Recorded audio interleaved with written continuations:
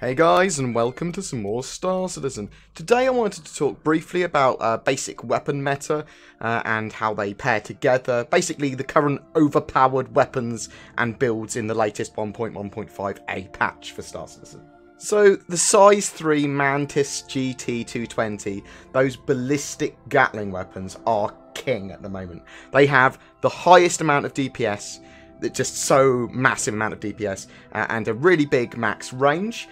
They also have a really high projectile speed, so that means they're really easy to hit with. It must be stated though that Mantis and projectile weapons in general lose accuracy, or basically their weapon spread increases over sustained fire. So although you do have a potentially huge range, it's really unlikely to hit anything over like 1200 meters particularly effectively. They are very effective within 900 meters though. They will be doing a massive amount of DPS within 900 meters.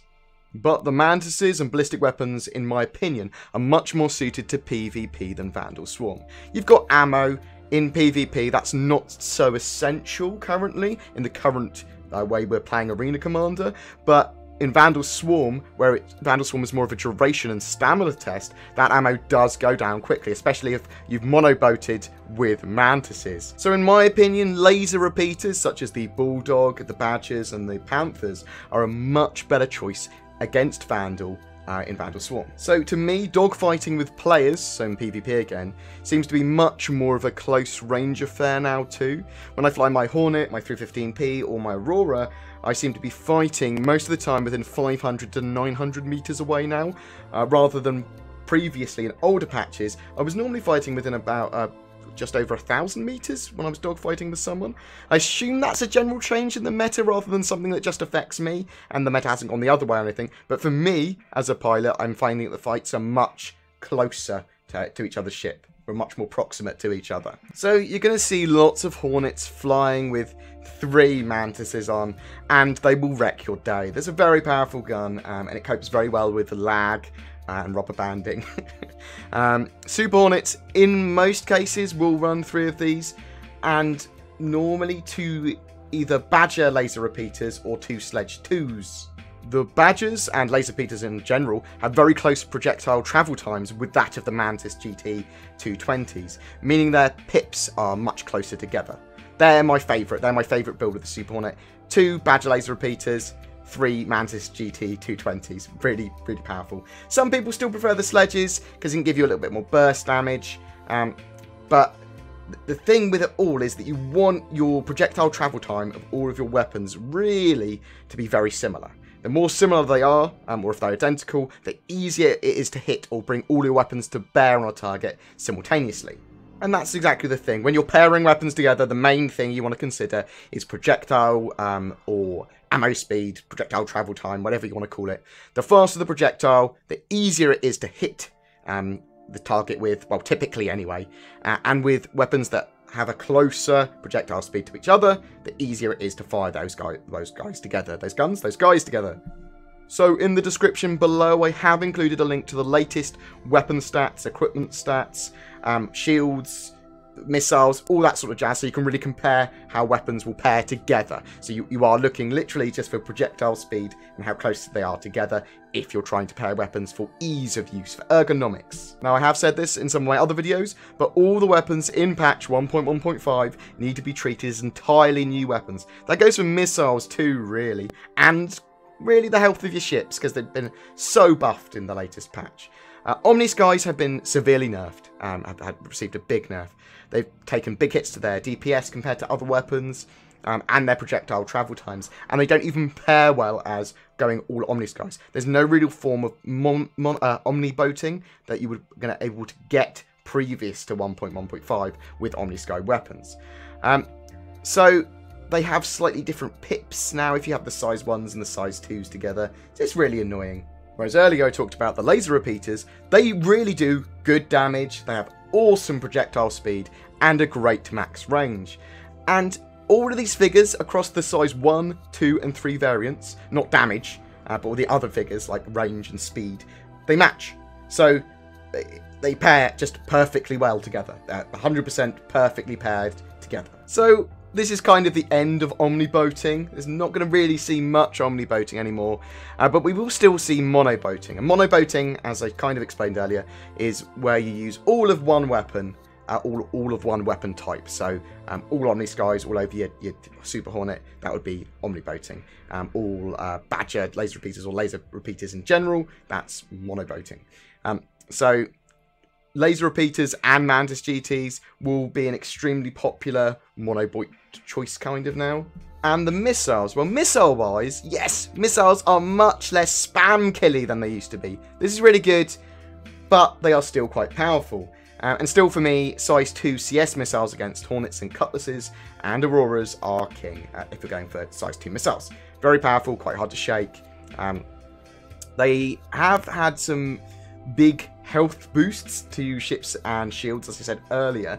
So you're going to need another missile or two to be able to take down a target. So missile spam isn't going to be so much of a thing, meaning that missiles just don't totally annihilate targets anymore. But they're still very powerful if used correctly. Also, missiles do disruption damage, or seem to do disruption damage, which can knock out your engines, thrusters, and systems briefly. So that's... you kind of need to bear that in mind, because otherwise you're going to be kind of kicked in the balls, effectively. You're going to be flying around, you've lost your shields, you're going to get hit by a missile, and your systems are going to go offline. This goes too with the Sucker Punch weapons as well. If you're going to get hit by Sucker Punch when you've got no shields, your systems are going to go down. Besides one missiles, I really like Task Force missiles and the Marksman missiles. Task Force do some really nice damage and have quite a good chance to hit the target. And actually, they do very nice damage. The Marksman missiles, I use to fire off quickly, and they are my favourite missile of choice for a size 1. They can make the enemy change direction very quickly, slow down. I basically use them for crowd control, and it's just very nice if they hit. Disabled targets as well, or targets that have just been briefly disabled. Firing another one at them can give you enough time to finish them off very quickly. A lot of this is personal preference in the way you fight too, especially missile-wise. Just some other notes and tips and advice or whatever, take it as you will. Buying a bigger shield is absolutely great at the moment. They buff the shield's kind of health by about 2 times across the board. So getting a size 4 shield if you've got a Hornet, buying one from the shop with UEC, or renting one, in fact, why not rent one with Rec, is a really great choice. It gives you loads more health, it's going to enable you to be much more of a killer in combat and to survive a lot longer. I have seen lots of people using Sawbucks, the size 2 ballistic repeater, the one that fires the burst fire. That's the sound it makes. I've seen a lot of people use that pretty damn effectively as well. It's a good size 2 choice, but you need to have a plan in mind of how you're going to use it and the correct other paired weapons with that to make it really effective. And although the game is going to be rebalanced a lot again and again and again before release, it is kind of worth playing now just to see how the meta changes and to get your skills up in lots of different areas. Also, with that in mind, there's lots of people with Merlins at the moment. If you want to try and track fast moving player kind of ships, now's a great time to go in because everyone's flying them, everyone's testing the Merlins out. And it's a great time to try and shoot down fast, tiny, manoeuvrable ships. Also, obviously, the Aurora received a speed buff, which will make them much more viable for PvP. I learned in my Aurora LN in PvP. I haven't actually taken it out in the latest patch, but I will soon, and I'm sure I can get a lot of kills, although I have to think of a completely different weapon build with it, but it will probably contain some form of sawbuck, because I hear they're quite powerful. So you might see a lot more Avengers flying around too, or at least doing better. Avengers, they've got that ballistic Gatling gun on the front, which received some good buffs as well. Not as much as like a Mantis did, but it's still a pretty good weapon. But also, its wing mounts were originally size 1. They're now a maximum of size 2. So you're going to see some very powerful loadouts on Avengers now. And for me, my personal feeling is that the 300 series have received a bit of a nerf, effectively. Mainly because the Omni Skies that they come with that made them really good choices, they've just been nerfed so heavily, and I don't really want to replace that size 2 choice. I do want to, however, place a Mantis GT on the front of it, and I suppose I could put some Sawbucks or some Badger laser repeaters on the sides. They pair pretty well, actually, the Badgers, so I might try that later. So that's a very brief overview of the meta as I see it in patch 1.1.5, some of the changes that affected the gameplay, of actually how you fight. It is worth checking out that document about the weapon stats and equipment stats. I find it very useful, and it's worth finding what weapons work for you, although in PvP, ballistic repeaters are amazing, and the laser repeaters are also really great now, really great choices. Anonymous guys have just been massively nerfed. But anyway, thank you very much for listening. Please don't forget to like and subscribe, it does really help me. I'm sorry this devolved into quite a rambly video podcasty thing, but you know, that sometimes happens on my channel. Thanks for watching, guys, and I'll see you in the verse.